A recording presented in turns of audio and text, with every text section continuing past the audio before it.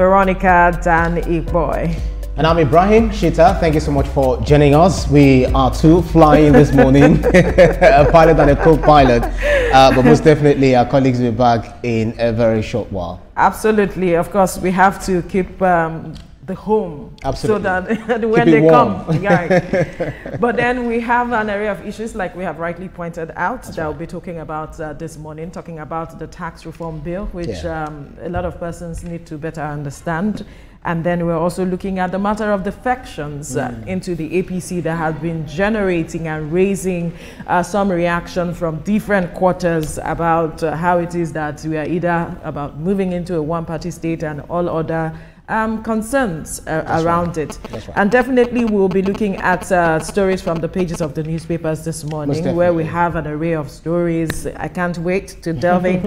And then we are also going to look at stories that are trending now later on the show. And also we will be going to the FCT for the FCT brief. Most definitely.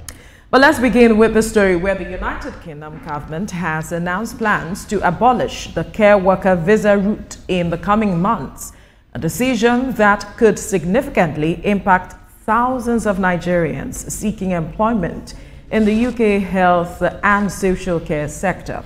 According to UK Home Secretary Yvette Cooper, this move is part of a broader effort to curb overall migration, which she described as the end of a failed free market experiment that allowed widespread overseas recruitment. Cooper estimates that the changes will reduce annual arrivals by around 50,000. While she didn't set a specific target for net migration, she emphasized that it shouldn't decrease significantly more than the current figure of 500,000. However, the decision has sparked concerns among care providers who are already struggling with critical staff shortages. And Shadow Home Secretary Chris Philip dismissed the move as saying that just 50,000 is a little tweak. And he's been blaming the Conservative government for acting too late after migration peaked at about 900,000 in 2023. But just yesterday, there was a report from the World Health Organization saying that Africa might be facing huge shortages of workforce in the medical area, talking about 42% of nurses in Africa are reportedly planning to migrate to countries like the UK, the US, and every other area that they feel they can get that job that will commiserate or give them the needed welfare package that they want.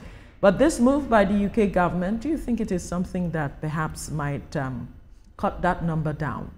Well, you read out the number, regarding that of those who moved into the UK last year, in 2023 to over 900,000, and then in 2024 they have about 700,000. So they are even thinking, yes, we have not even done much, we need to reduce the number. And you'll be asking your questions. They have a whole lot of people. This is a country where the aged are not being taken care of by the offspring, because everyone is moving from one place to the other, seeking what to eat, what to provide for the family. Absolutely. And then they have their aged in what's it called, in care homes. And care homes, we have just few of the UK British citizens who are taking care of them, but majority of them are being taken care of by Africans who are seeking greener pastures, because most of the people who are moving out of this African continent and some other countries are going through this care SOP of a thing. So now that they are looking at reducing the number, so it's going to create chaos, not just for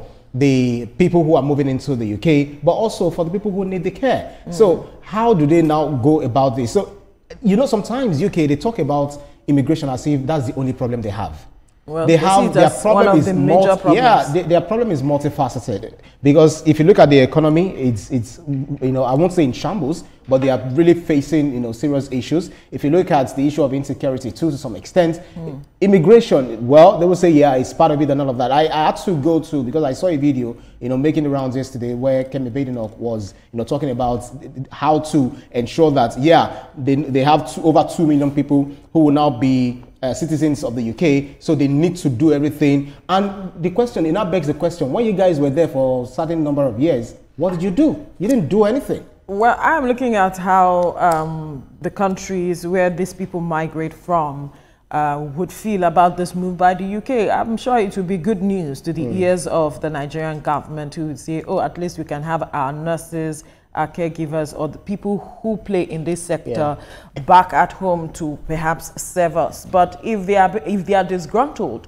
will they really give the best out of their service to the people? That's the question I'm looking at this point, and I'm hoping that governments can begin to step in. The African governments across the board should begin to look at how they can keep back these persons so that they can serve their people too, because we need them back here. We also are graduating into that space where a lot of people are taking their parents to care homes. Even in Africa, where we used to think that we were communal, a lot of people feel, you know what, I need to focus on my family, I need to focus on making more money, so I do not have time to be paying attention to my parents and all of that.